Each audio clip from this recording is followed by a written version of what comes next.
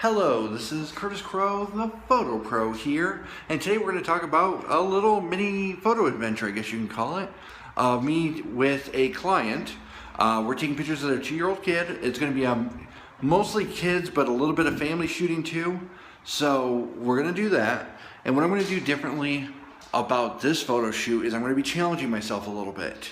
Typically I take all my gear, flashes, diffusers, all that kind of stuff. And although it's great, it can also be very cumbersome. What's good about limiting yourself down to one lens is you have to think more about how you're going to make successful shots with just that one lens. So I am bringing I'm going to be putting this down, one second. And what I'm going to be bringing is my Canon 6D. It is my full frame body. I'm pairing it with the 70-200 L 2.8.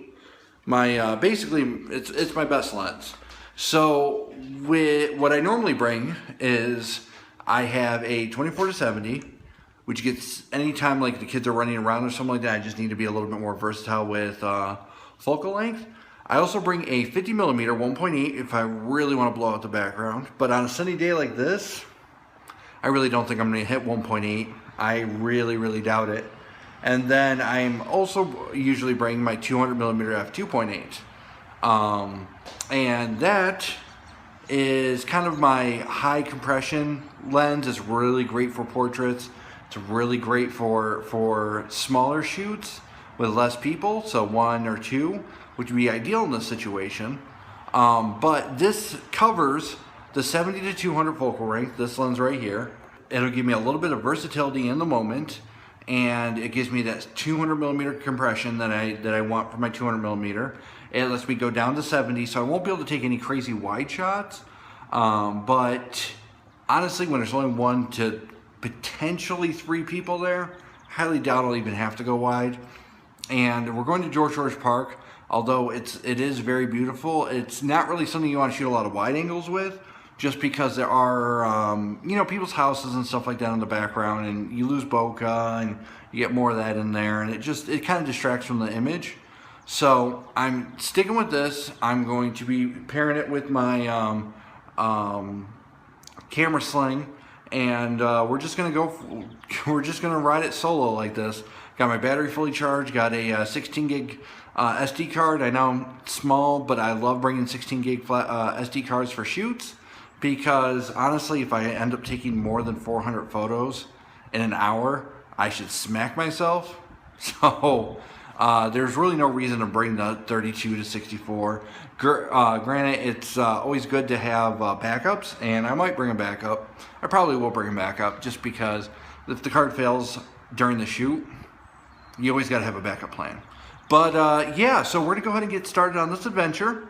And the next scene you'll probably see me editing, or you might see me at the park. I'm not 100% sure yet. So let's go ahead and get started. Currently, we are in downtown Mount Clemens on our way to George Park. We're about 5 minutes away. George is where we're shooting at. It's where a lot of weddings happen. It's where a lot of family shoots happen. It's just a very popular place for photographers to take their clients. Because it's a very pretty park in a very dense area, so there's a lot of advantages to it. It's centrally located between a couple major cities, and it's pretty much 10 to 15 minutes away tops for a lot of people. So instead of going an hour north where all the green and beautiful stuff is, you can get to this park. It's got large rocks, it's got bridges, it's got water, it's got nice like brick architecture, nothing too old. It's new, so it's not like rustic, which is what a lot of people want. Like churches and stuff like that are very rustic and gothic. But there's a lot of opportunities for good pictures at this park. Now, it is going to be the mother and the kid in this shoot, and not the husband will not be there for the shoot. It's going to be around 5 o'clock, so lighting is going to be difficult. Especially with the one camera setup. I'm not bringing any light discs. Honestly, that's not because I was trying to travel light. That was just because we just moved and I haven't unpacked everything yet, so I don't have access to my light disc currently. So I'm really excited about doing this shoot. Like I said, I personally like to take people to other locations, but it's there's a convenience factor because obviously you know, the mom, the dad, they're both working. They got to get the kid ready. You know, it's a weekday. I'm just glad we're able to do this shoot. You know, we're gonna no matter what, we're gonna end up with some really awesome photos, because you know that's what they're paying me for. You know, in any kind of environment I can be successful in, and I know that. So we're gonna go to this park, hit it out of the park. Hopefully the kid's not crabby, and I guess in the next clip you'll probably see us post shoot. So until we get to there, toodles. Yeah, babe, I'll stop and get you some food. All right, so as you can tell, I'm all sweaty now. The photo shoot's done. It went pretty well. Basically, we let the kid run the show. That's the best way to do it with stuff like this. We went to a park. He's 2 years old. He's a boy. He's very rambunctious. First thing he wanted to do when he saw the park was go play. So we let him, like I said, run the show. We had him go into the jungle gyms and all that other stuff and run around, and we got a lot of cool action shots there. You know, we kept him in a good mood. That's the big thing. I've been on so many shoots where, and I don't want to ever tell a parent that they're wrong or that their idea might not be the best, because they're the parent and they're going to have a very defensive opinion about that. But in my experience, when handling kids, especially in the 2 to 3 range, especially maybe 2 to 4, what you get is parents that want their kid to sleep the entire time they're going to the park, so that way they have energy, and then they want to get the kid out of the car and then have them do a bunch of posing and a bunch of stuff while they're still in a good mood. But this is the thing. This is the king thing. And maybe because I'm like a child on the inside, maybe I can relate to this a little bit. You don't want to wake the baby up and make it do things, because the baby's going to be cranky. The kid's going to be cranky. You want to, you know, if the kid's waking up, let them see the parks, watch their eyes light up, let them go have fun. You can keep doing candid shots and you know, keep getting amazing shots that way. Or you could do a little bit of, okay, let's play for a little bit, especially if they're a little bit older. You can reason with them a little bit more. Let's play for a little bit. And then once they start tiring out a little bit, all right, let's sit down. Let's go, you know, smile over here. Here's some flowers. Sniff these flowers. Don't they smell good? You know, keep interacting with the kid so that way they feel engaged, because they don't want to be like a trained monkey or trained pet that's just, oh, commands all the time. No, that's going to make them cranky.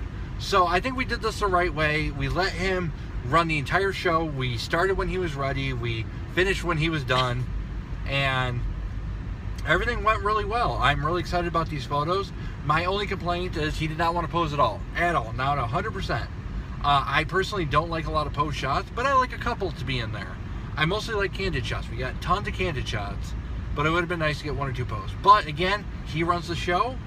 He was happy the entire time, and that's all that matters. So let's go ahead. Let's get the photos into the computer and see what we got. All right, so now we're in the editing process, and what we have here is the 5-star photos. So as you already know from my other videos, what I like to do is I like to go through 5-star things and 4-star things for best and pretty close to best, and I kind of review them. And so these are the shots that I got. I've already edited them. It's been about a week now, and I've already got them to the client. But I want to review with you kind of some of the shots that we got. So again, we let him 100% run the show. And what that allowed us to do is get a lot of very good reactions out of his face, a lot of smiles. Nothing here was posed. You know, I was catching him as he was going up steps, down steps, doing things. And he was genuinely happy. I cannot express this enough. He was genuinely happy with everything he was doing. And you really have to push that, because fake smiles for kids, especially for kids, are so hard to get. That's why moms and families want to buy these photos so badly, is because they know when they hire a professional photographer that they can get the reactions that they have troubles getting themselves. Because, oh, get with your sister, get with your brother, you know, look this way, smile. They're going to do a fake smile. Here, this guy with my second shooter and my client both interacting with him and having fun with him and making sure he's laughing and happy, this is a genuine smile. As far as editing stuff, I had to do minor edits. Some of my first few shots, it's been a while since I've ran manual. So I obviously exposure had to be corrected quite a bit, and I'm trying to go a little bit lighter on my photos because I'm noticing as prints are coming out, a lot of the photos are ending up a little darker than I want them to. So, and as far as sharpening goes, we don't need to add any noise reduction because we're shooting anywhere between 100 to 400 ISO because of how bright it was. Doing a little bit of sharpening, and we are reducing some of the masking there. So that way not everything's getting sharpened. You don't need the bokeh being sharpened in the background. That's just unnecessary extra grain and noise. So continuing on, we started off in the playground. Then we moved over to a flower bed area that had some steps and some stones. So we just gave him his toy and started letting him play. And we got some shots of him actually using it, looking up, smiling. These aren't exactly my favorite photos personally, but I really do like the background. And this one was a little bit harder to work with him because we were hoping to get a pose shot out of this. But again, you can kind of try to lead it that direction, but if the kid doesn't want to pose, then you don't want to put him in a bad mood, and it doesn't take much to get in a bad mood. So we got some flower sniffing photos. He did that completely on his own. He tried to eat the flower. That was adorable. Kept that for the parent. Then this spot, it's this huge gazebo at the park. Huge gazebo. And I took a few shots. I think this was the last shot I took. No, this was the first shot I took. When I went into the very center of this gazebo area and I sat down. So that way I could get down to his level. When you're standing up and taking pictures, like even here, this is me crouching down. It's not as interesting as a photo as getting down to his level, if not even a little bit lower, and bringing a new angle to the shoot. Especially, like I said, we're getting paid for this by moms who take pictures of their kids all the time. A lot of times, though, they don't crouch, they don't get down. So this is a way to get a unique angle that your client most likely does not get with their kids, and they love these photos. They're so happy with them, and I was pretty happy too. He was just running around between the pillars and stuff like that. Unfortunately, got a little bit of background there that's a little undesirable, but again, it's the facial reactions. Anyone who's related to this kid, anyone who knows this kid, is going to go, oh wow, that's such a good picture of him. They're not going to be like, oh, what is that stuff in the background? No, because they're going to be focused on him. We're focused on the background because we don't have that relationship with the kid like the family and parents do. So our eyes, especially as photographers, have a tendency to go elsewhere. And with kids of this age, you really just take what you can get and just make sure what you can get is good. So some shots of him right outside the gazebo. Oh, look at that smile. See, that is a genuine, really happy smile. Tack sharp focus. You can see all his eyelashes. So this is a very good shot overall. I like this one. And then him getting ready to run. And this one was a little out of focus because of him running around. A couple of these were. And then we moved on, I think right here. Yep. So these are the bridge shots. Got a few of him running up and down. That's all he wanted to do was run up and down. He didn't want to stand, on any of the edges. I tried getting him centered a little bit more, but again, you just take what you can get. And again, these are the expressions we're looking for. Posing is not as important as genuine happiness when it comes to photo shoots.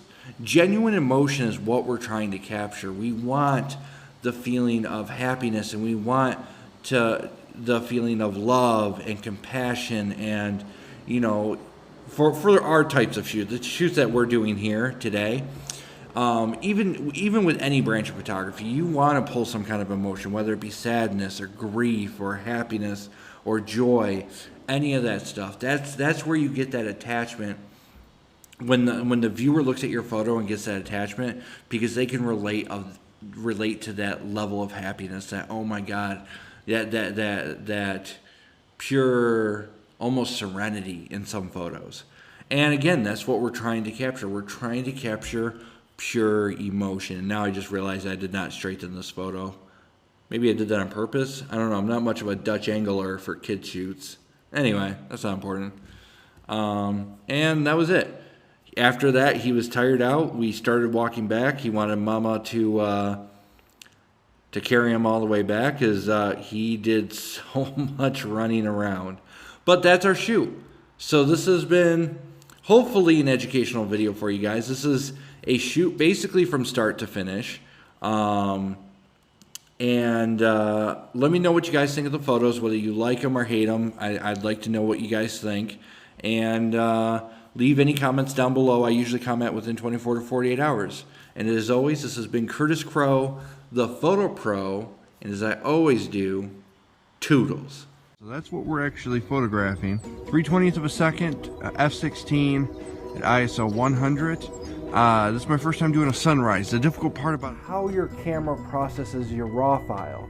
A lot of us think, yes, RAW files. It's exactly what the sensor sees and nothing. Now, this isn't something I recommend doing on an import as much as right before you export.